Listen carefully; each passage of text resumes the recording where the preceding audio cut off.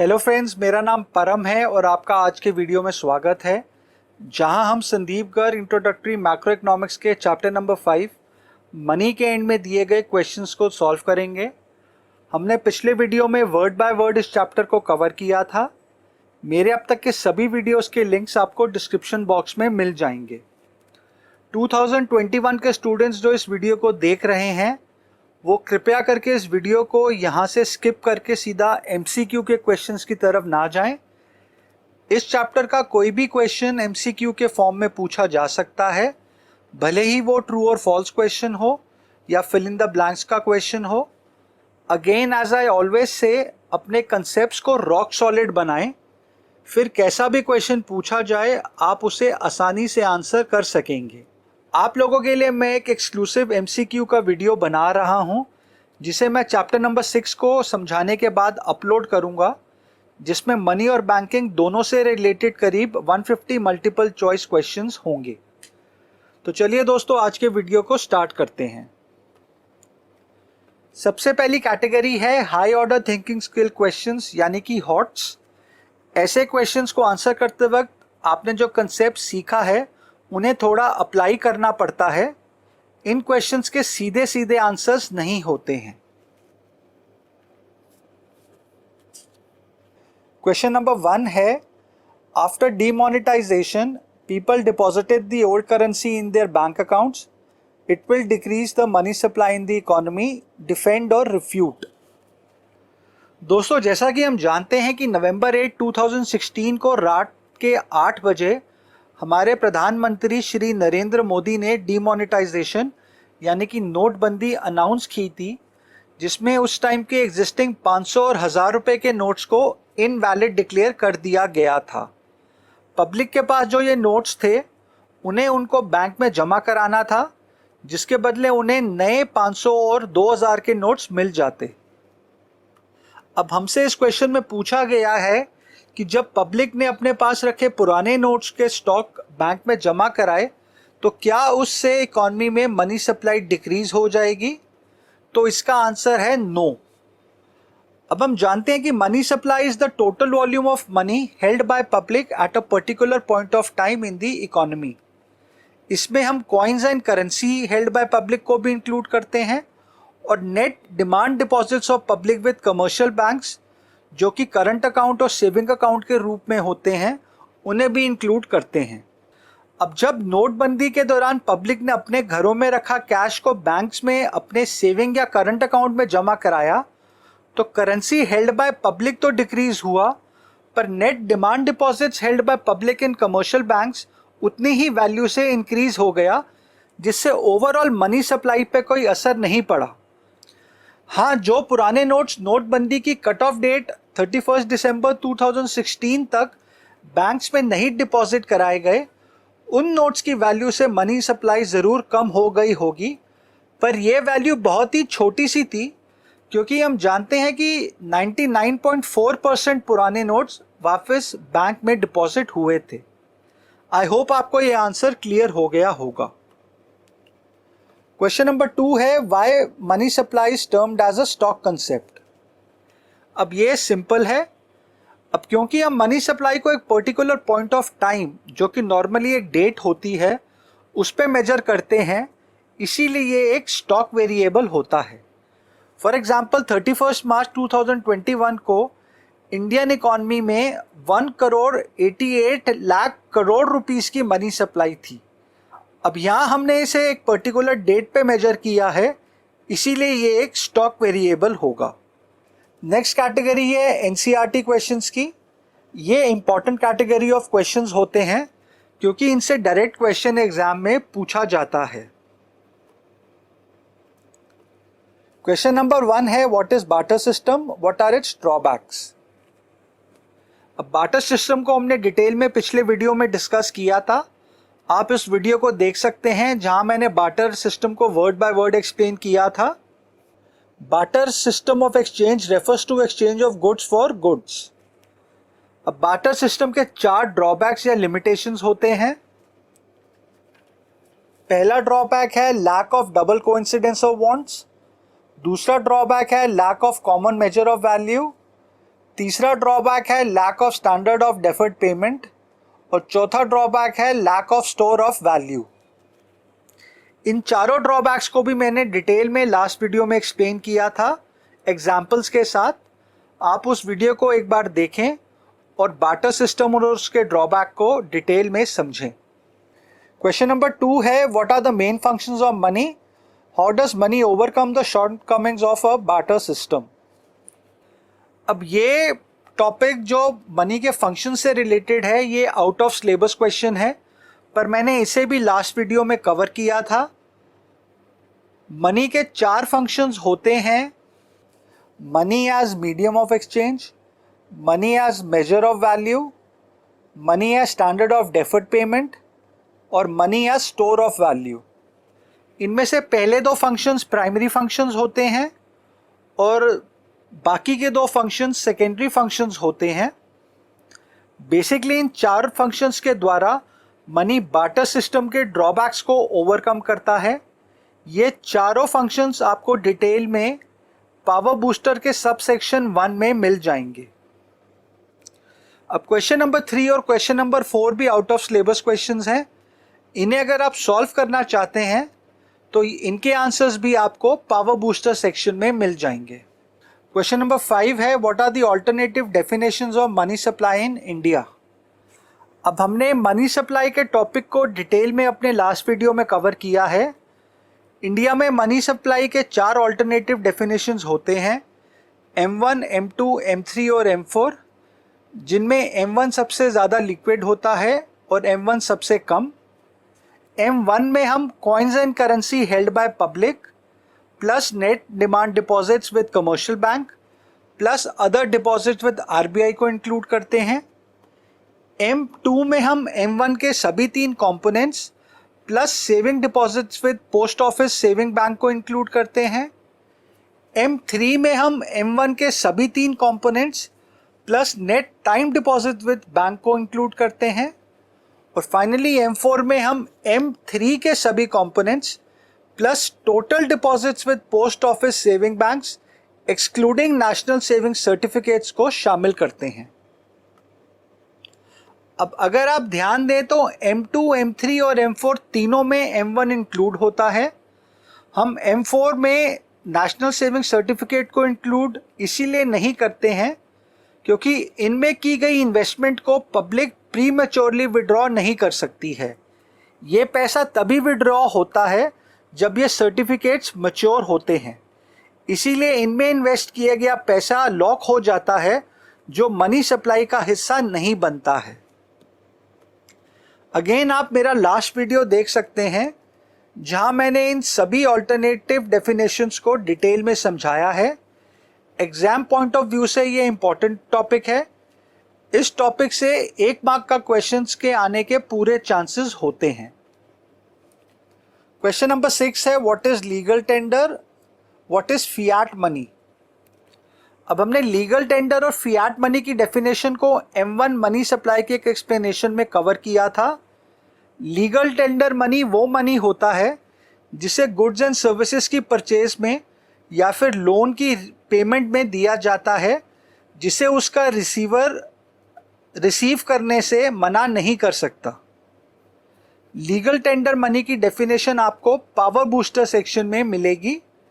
यहाँ आप एक बात को हमेशा ध्यान में रखें, M1 के सभी 3 कंपोनेंट्स लीगल टेंडर मनी नहीं होते हैं।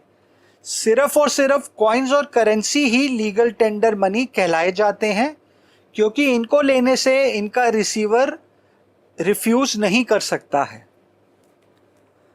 अब फियाट मनी की डेफिनेशन होती है, fiat money is defined as the money which is under the fiat और order from the government to act as money, that is under law it must be accepted for all debts।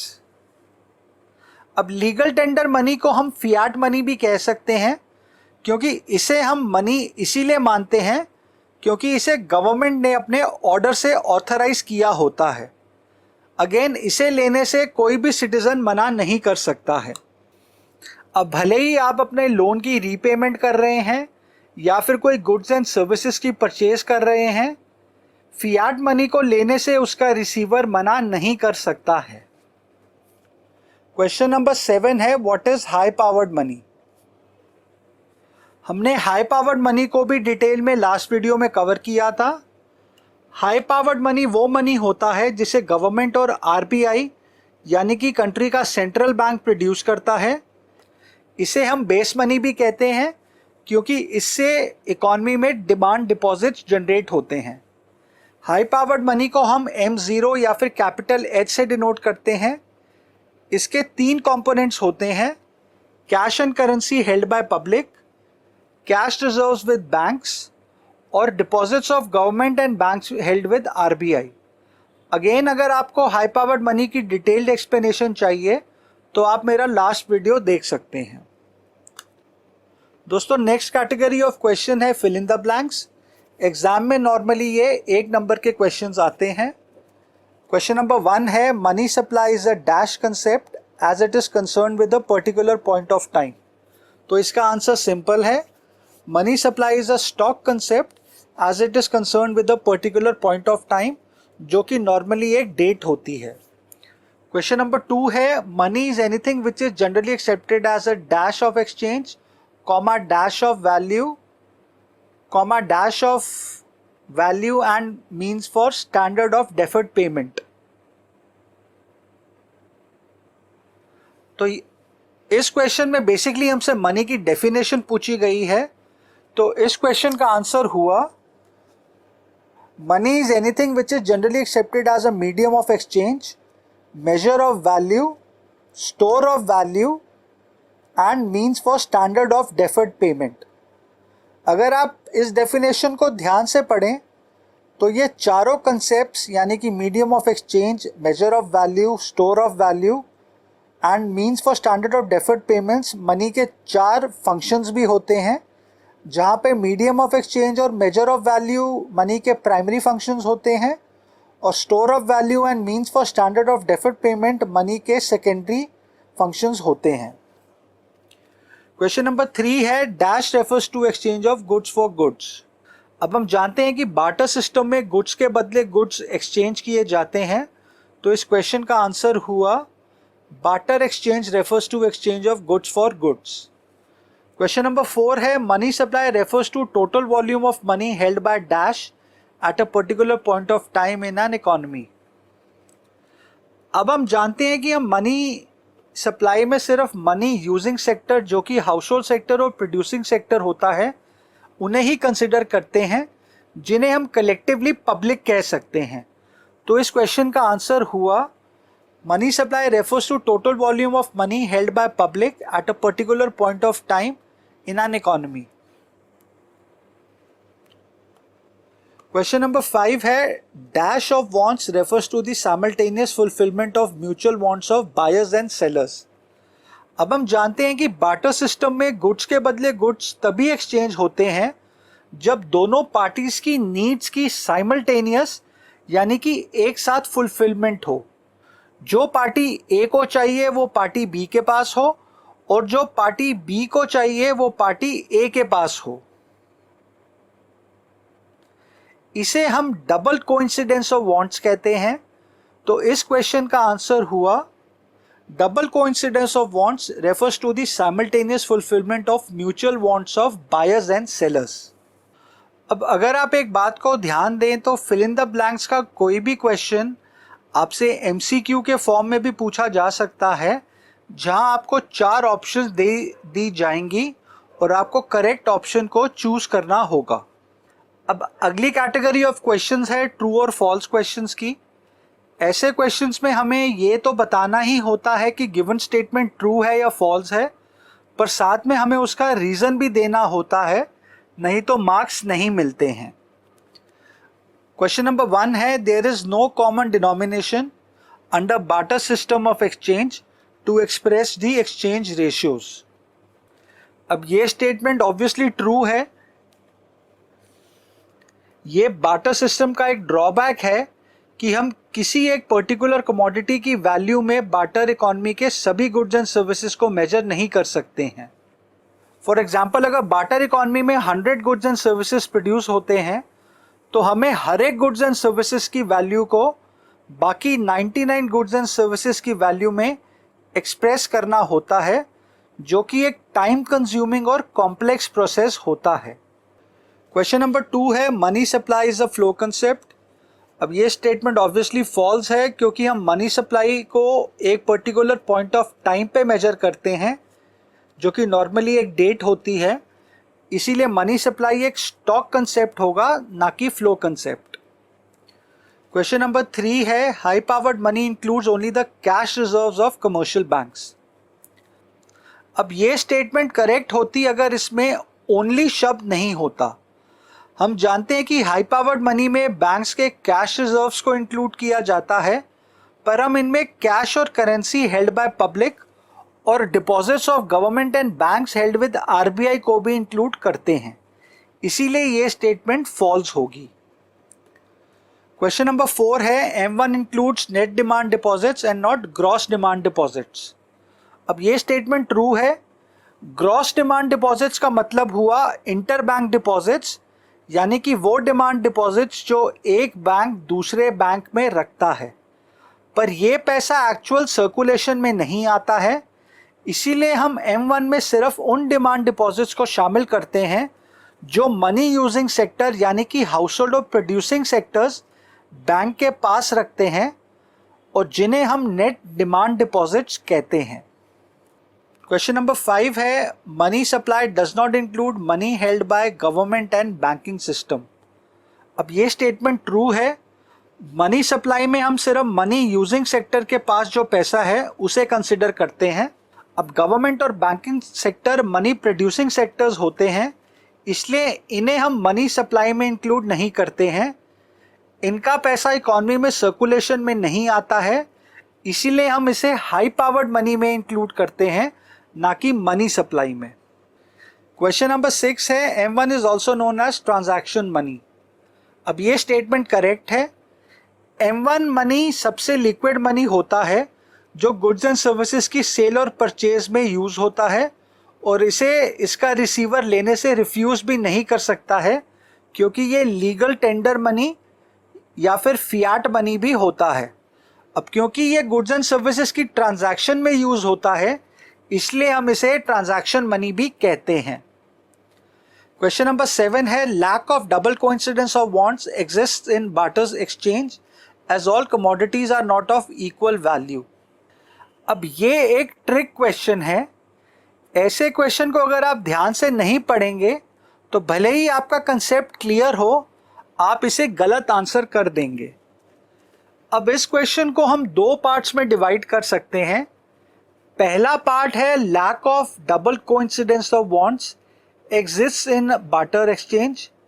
अब यहाँ तक तो ये statement correct है, क्योंकि हम जानते हैं कि बार्टर सिस्टम में lack of double coincidence of wants होती है, पर इसका जो रीजन क्वेश्चन में दिया गया है वो है as all commodities are not of equal value.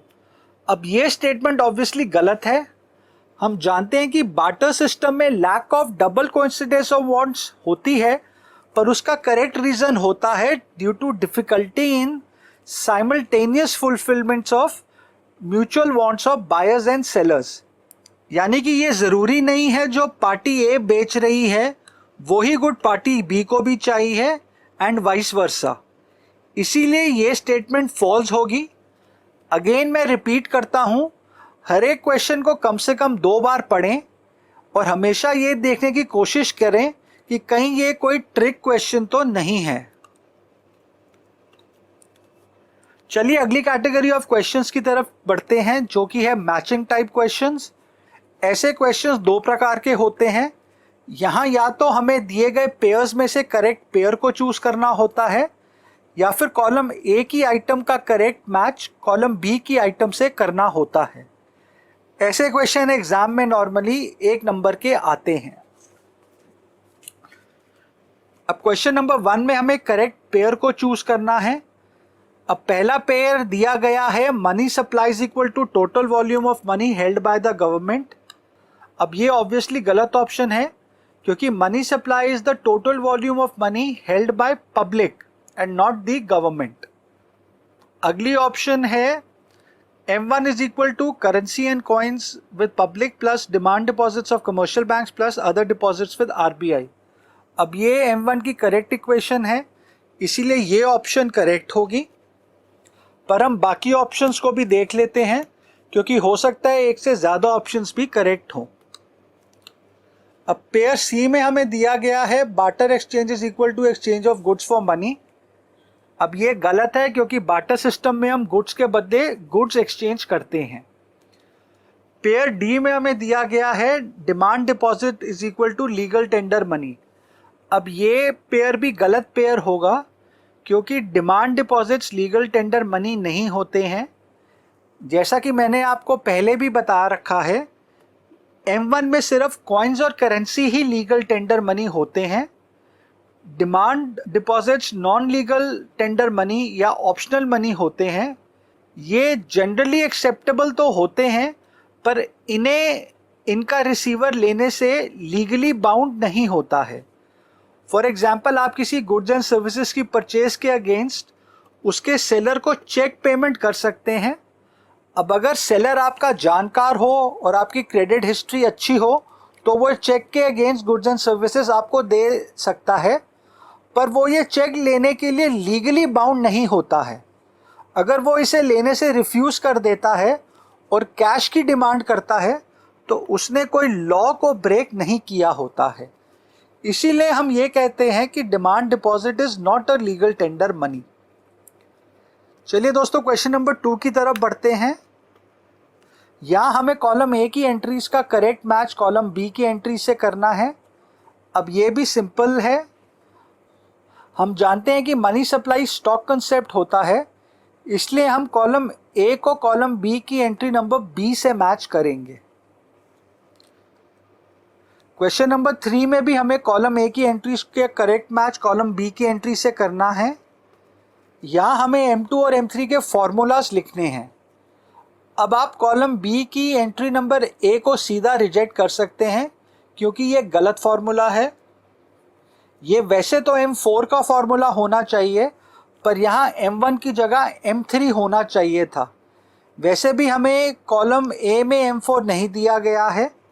अब M2 का फॉर्मूला होता है M1 plus saving deposit with post office saving banks, जो कॉलम बी की एंट्री नंबर बी में दिया गया है। और M3 का फॉर्मूला होता है M1 plus net time deposits with banks, जो कॉलम बी की एंट्री नंबर सी में हमें दिया गया है। क्वेश्चन नंबर 4 में भी हमें कॉलम ए की एंट्रीज को कॉलम बी की एंट्री से मैच करना है। ये स्ट्रेट फॉरवर्ड क्वेश्चन है, इसे मैं आपके लिए छोड़ता हूं। नेक्स्ट कैटेगरी ऑफ क्वेश्चंस है MCQ यानी कि मल्टीपल चॉइस क्वेश्चंस, या फिर MRQ यानी कि मल्टीपल रिस्पॉन्स क्वेश्चंस, जहां एक या एक से ज़्यादा ऑप्शंस भी करेक्ट हो सकती हैं। अगेन एज आई ऑफन से, हमेशा MCQ क्वेश्चंस को 2 से 3 बार पढ़ें। मोर ऑफन देन नॉट ये ट्रिक क्वेश्चंस होते हैं, जहां भले ही आपको कंसेप्ट क्लियर हो, पर क्वेश्चन की वर्डिंग ऐसी दी जाती है कि आप गलत ऑप्शन को आंसर कर देते हैं। क्वेश्चन नंबर 1 है what items are not included in M1 measure of supply. अब हम जानते हैं कि M1 का फॉर्मूला होता है coins and currency held by public plus demand deposits with commercial banks plus other deposits with reserve Bank of India. अब यहाँ ऑप्शन ए और ऑप्शन डी M1 में इंक्लूड होते हैं, इसीलिए ये दोनों ऑप्शंस करेक्ट नहीं होंगे, क्योंकि हमें इस क्वेश्चन में बताना है कि कौन से ऑप्शंस M1 में इंक्लूड नहीं होते हैं। अब inter bank deposits gross demand deposits होते हैं, जिन्हें हम मनी सप्लाई में इंक्लूड नहीं करते हैं, इसीलिए ये करेक्ट ऑप्शन है। पर ऑप्शन सी भी करेक्ट ऑप्शन होगा, क्योंकि हम M1 में नेट टाइम डिपॉजिट इंक्लूड नहीं करते हैं, इसे हम M3 में इंक्लूड करते हैं। तो फाइनली इस क्वेश्चन के करेक्ट आंसर्स हैं ऑप्शन बी और ऑप्शन सी। क्वेश्चन नंबर 2 है high powered money consists of. अब ये स्ट्रेट फॉरवर्ड क्वेश्चन है, जिसका करेक्ट आंसर होगा option C, currency held by public and cash reserves with banks. अब currency held by public money supply और high powered money दोनों में कॉमन होता है, इसीलिए ऑप्शन ए भी करेक्ट ऑप्शन है। पर ये आइटम हमें ऑप्शन सी में भी दी गई है और साथ में उसके कैश रिजर्व विद बैंक्स भी हमें ऑप्शन सी में मिलता है। इसीलिए ऑप्शन सी ऑप्शन ए से ज़्यादा एक्यूरेट चॉइस होगी। याद रखें, डिमांड डिपॉजिट्स मनी सप्लाई का हिस्सा होते हैं, ना कि हाई पावर्ड मनी का। इसीलिए ऑप्शन बी और ऑप्शन डी दोनों रॉन्ग ऑप्शंस होंगी। क्वेश्चन नंबर 3 है मनी सप्लाई रेफर्स टू। अब ये सिंपल क्वेश्चन है, इसका करेक्ट आंसर है ऑप्शन ए। अब ऑप्शन बी का पहला पार्ट यानी कि total volume of money held by public तो सही है, पर over a period of time गलत है, क्योंकि मनी सप्लाई स्टॉक वेरिएबल होता है। अब जब हम over a period of time लिखते हैं तो फिर ये फ्लो वेरिएबल को डिफाइन करता है, जो कि यहाँ पर गलत चॉइस होगी। ऑप्शन सी भी सीधा सीधा गलत है, क्योंकि गवर्नमेंट मनी प्रोड्यूसिंग सेक्टर होता है और मनी सप्लाई में हम मनी यूजिंग सेक्टर को कंसिडर करते हैं, जो कि हाउस होल्ड और प्राइवेट सेक्टर्स होते हैं। अब क्योंकि ऑप्शन बी गलत ऑप्शन है, इसीलिए हम ऑप्शन डी को भी गलत मानेंगे और उसे भी इग्नोर करेंगे। तो फाइनली इस क्वेश्चन का करेक्ट आंसर हुआ ऑप्शन ए। क्वेश्चन नंबर 4 है money supply is a dash concept. इसका करेक्ट आंसर है option A, money supply is a stock concept. Question number 5 है which one of this is a limitation of the barter exchange. अब ये भी simple है, option D को छोड़ के बाकी तीनों ऑप्शंस बार्टर सिस्टम के ड्रॉबैक्स होते हैं। तो इस क्वेश्चन के करेक्ट आंसर्स हैं ऑप्शंस ए, बी और सी। क्वेश्चन नंबर 6 है read the following dialogues between the two people. Sita, I want 1 kilo of potatoes. Rani, what will you give in exchange? Sita, I can give you 2 liters of milk in return for the potatoes. Rani, I don't need milk. I want a pair of shoes.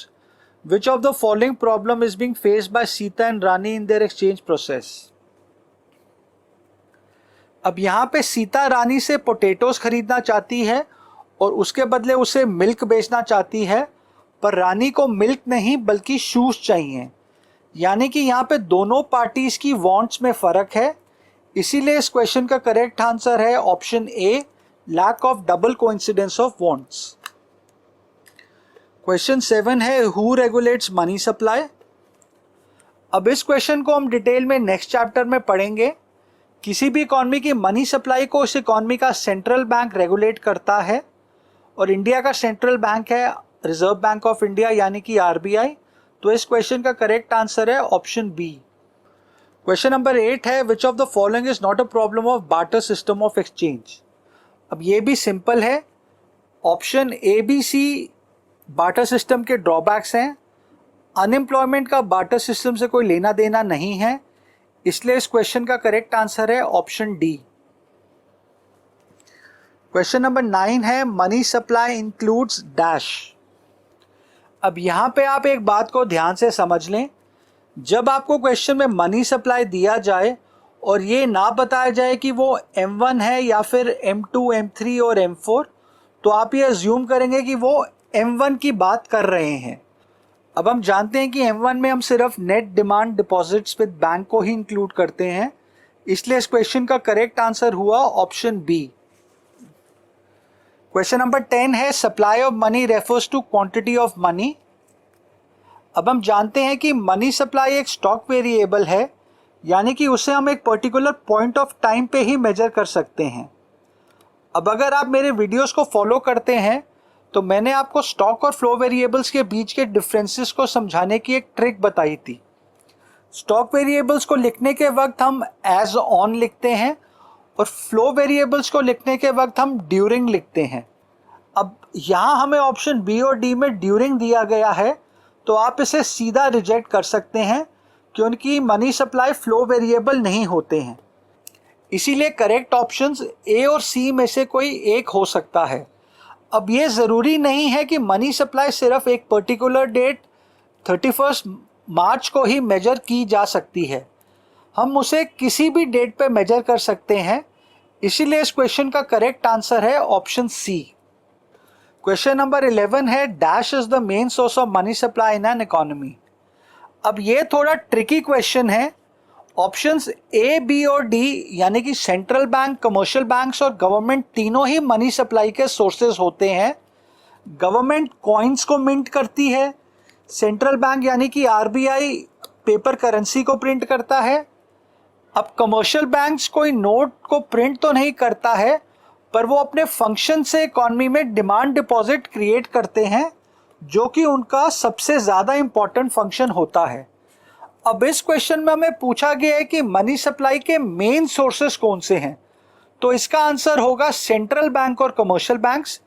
Government जो coins mint करती है वो money supply का एक छोटा सा हिस्सा होते हैं, इसीलिए इस क्वेश्चन का करेक्ट आंसर है option C, both central bank and commercial banks. Question number 12 है, if Harish has a mobile and he wants a tablet, Shivam has a laptop and he wants a mobile in exchange of laptop, then what problem Harish and Shivam are facing. अब ये question भी question number 6 के जैसा ही है। हरीश के पास mobile है और उसे उसके बदले टैबलेट चाहिए, शिवम के पास लैपटॉप है और उसे उसके बदले में मोबाइल चाहिए, पर हरीश को टैबलेट चाहिए ना कि लैपटॉप, इसलिए यहाँ पर दोनों पार्टीज की वांट्स में फ़र्क है, इसलिए यहाँ पे lack of double coincidence of wants होगा। तो इस क्वेश्चन का करेक्ट आंसर है ऑप्शन बी। क्वेश्चन नंबर 13 है, dash are termed as legal tender money. अब ये सिंपल है, M1 category of money supply में सिर्फ करेंसी और कॉइन्स ही लीगल टेंडर मनी होते हैं। हम डिमांड डिपॉजिट को लीगल टेंडर मनी नहीं मानते हैं, क्योंकि इनको लेने के लिए इनका रिसीवर लीगली बाउंड नहीं होता है, इसलिए हम यहाँ पर सिर्फ और सिर्फ ऑप्शन डी को ही कंसिडर करेंगे, जो कि यहाँ पर करेंसी नोट्स दी गई है। तो इस क्वेश्चन का करेक्ट आंसर है ऑप्शन डी, करेंसी नोट्स।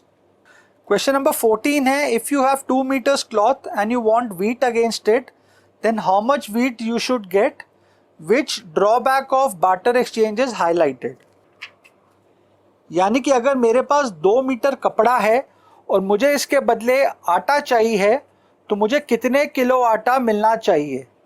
अब क्योंकि बार्टर सिस्टम में कोई कॉमन यूनिट ऑफ मेजर नहीं होता है, इसीलिए ये प्रॉब्लम आती है कि एक गुड की वैल्यू दूसरे गुड में कैसे एक्सप्रेस की जाए। तो इस क्वेश्चन का करेक्ट आंसर हुआ option C, lack of measure of value. दोस्तों 2021 के स्टूडेंट्स के लिए MCQ का एक्सक्लूसिव वीडियो मैं चैप्टर 6 को कवर करने के बाद अपलोड करूंगा, जिसमें 100 से लेकर 150 MCQ क्वेश्चंस होंगे, जो चैप्टर नंबर 5 और 6 दोनों को कवर करेंगे। अब नेक्स्ट कैटेगरी ऑफ क्वेश्चंस है very short answer question types की। एग्जाम में नॉर्मली ये 1 नंबर के क्वेश्चंस होते हैं, जिन्हें हमें 1 या मैक्सिमम 2 सेंटेंसेस में आंसर करना होता है। ये नॉर्मली स्ट्रेट फॉरवर्ड क्वेश्चंस होते हैं। यहाँ क्वेश्चन नंबर 1, 2, 3 सिंपल डेफिनेशंस हैं। क्वेश्चन नंबर 4 में हमें बताना है कि what is the basic characteristic of money. अब मनी का जो सबसे बेसिक कैरेक्टरिस्टिक होता है वो है उसकी general acceptability.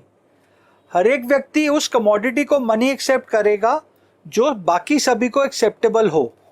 For example crypto currency जैसे बिटकॉइंस आजकल मनी के रूप में यूज किए जा रहे हैं। अब इन्हें किसी भी गवर्नमेंट ने लीगल टेंडर मनी नहीं माना है, पर क्योंकि एक जनरल एक्सेप्टेबिलिटी बन रही है बिटवीन बायर्स एंड सेलर्स, इसीलिए हम इन्हें भी मनी के रूप में यूज कर रहे हैं।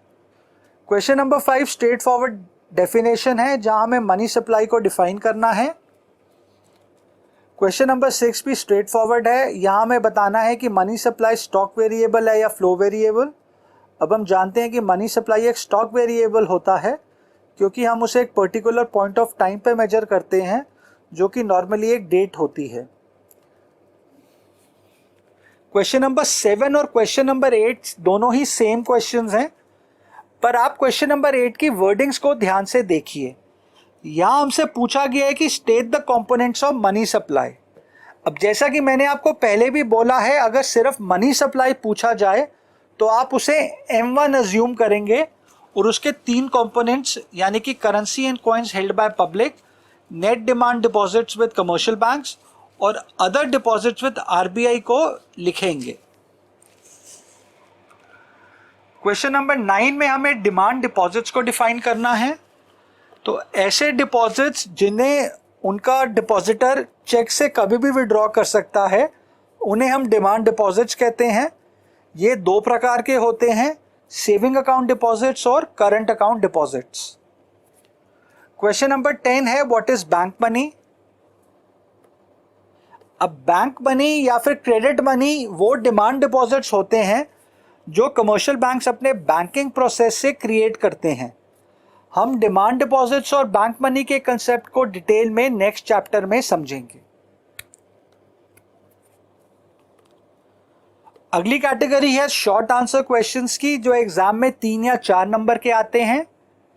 इन्हें हमने 60 से 80 वर्ड्स में आंसर करना होता है अगर ये 3 नंबर के क्वेश्चंस के रूप में पूछे जाएं, और 80 से 100 वर्ड्स में आंसर करना होता है अगर ये 4 नंबर के क्वेश्चंस के रूप में हमसे पूछे जाएं। अब यहाँ क्वेश्चन नंबर 1, 2 और 3 सिंपल है, इनके डायरेक्ट आंसर्स आपको बुक से मिल जाएंगे। क्वेश्चन नंबर 4 में हमें मनी सप्लाई को डिफाइन करना है और उसके कंपोनेंट्स को एक्सप्लेन करना है। तो पहले आप यहाँ पे मनी सप्लाई की डेफिनेशन लिखेंगे और फिर आप M1 के तीनों कंपोनेंट्स यानी कि coins and currency held by public, net demand deposits with commercial banks और अदर डिपॉजिट्स विद RBI को एक्सप्लेन करेंगे। याद रहे जब भी आपसे मनी सप्लाई के कंपोनेंट्स पूछे जाएं तो आप वहां M1 के 3 कंपोनेंट्स को एक्सप्लेन करेंगे। क्वेश्चन नंबर 5 और 6 स्ट्रेट फॉरवर्ड हैं, जहां हमें बार्टर सिस्टम की लिमिटेशंस को एक्सप्लेन करना है। इसका आंसर आपको बुक से डायरेक्टली मिल जाएगा। क्वेश्चन नंबर 7 में हमें मनी को डिफाइन करना है और उसके कंपोनेंट्स को लिस्ट करना है। तो मनी की आप ये वाली डेफिनेशन लिख सकते हैं और उसके कंपोनेंट्स में आप M1 के तीनों कंपोनेंट्स को एक्सप्लेन कर सकते हैं। दोस्तों लास्ट कैटेगरी है लॉन्ग आंसर टाइप क्वेश्चंस की। ये एग्जाम में 6 नंबर के क्वेश्चंस के रूप में आते हैं, जिन्हें हमें 100 से 150 वर्ड्स में आंसर करना होता है। क्वेश्चन नंबर 1 में हमें मनी सप्लाई को डिफाइन करना है और उसके कंपोनेंट्स को ब्रीफली एक्सप्लेन करना है।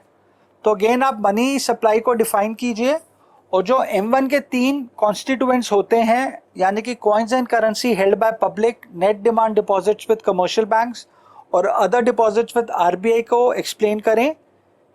यही हमसे क्वेश्चन नंबर 3 में भी पूछा गया है।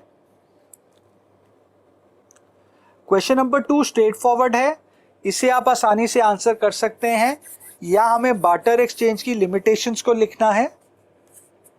क्वेश्चन नंबर 3 में हमें currency and coins with public और demand deposits held by commercial banks को एक्सप्लेन करना है। ये दोनों M1 के कंपोनेंट्स होते हैं जिनका डायरेक्ट आंसर आपको बुक में से मिल जाएगा।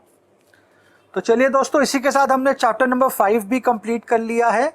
अगर आपको किसी क्वेश्चन से रिलेटेड कोई कंफ्यूजन है तो कमेंट सेक्शन में लिखें, मैं उसे सॉल्व करने की पूरी कोशिश करूंगा।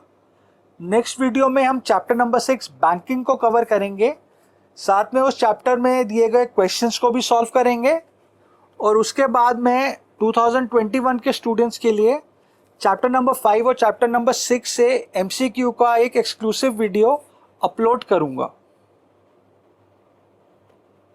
फाइनली दोस्तों, अगर आपको आज का वीडियो इन्फॉर्मेटिव लगा है तो आप इसको लाइक कीजिए, अपने दोस्तों में इसे शेयर कीजिए, चैनल को सब्सक्राइब कीजिए और बेल बटन को क्लिक कीजिए ताकि आपको मेरे अगले वीडियोस की नोटिफिकेशन मिल सके। Thank you and have a nice day.